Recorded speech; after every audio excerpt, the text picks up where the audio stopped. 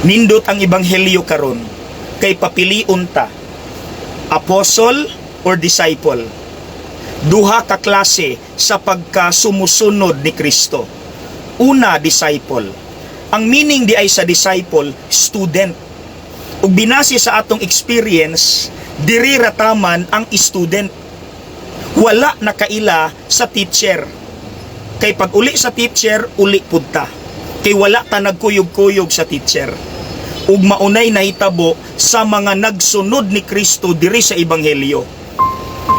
Pagkabalo nila nga si Kristo nagtudlo og mga lisod na kaayo sabton nga mga pagtulunan, kay diri ra man tama ng ilang pag-ila kang Kristo, ila na dayon siyang gibiyaan.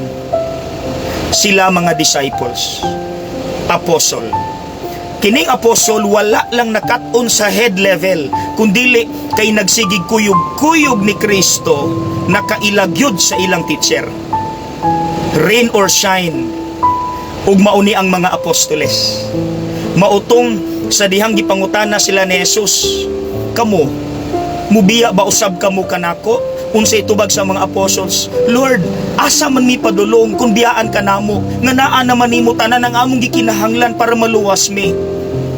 Apostle, mga igsuon, kamo kaha, asa ka taani? Ilabi na sa mga butang nga lisod na kay sabton, sama pananglit, gasigi tag simba, sige tag ampo, pero naatay problema. Unsa nahitabo nimo, apostle ka o disciple? Sa dihang sige kag simba, sige kag ampo, pero nganong naa kay bugat nga sakit, unsa ka, apostle gihapon o disciple? Sa dihang nagtinarong ka, pero ikaw mo'y nahimong dautan, mibadlong ka, pero gikontrahan ka, unsa ka, apostle o disciple?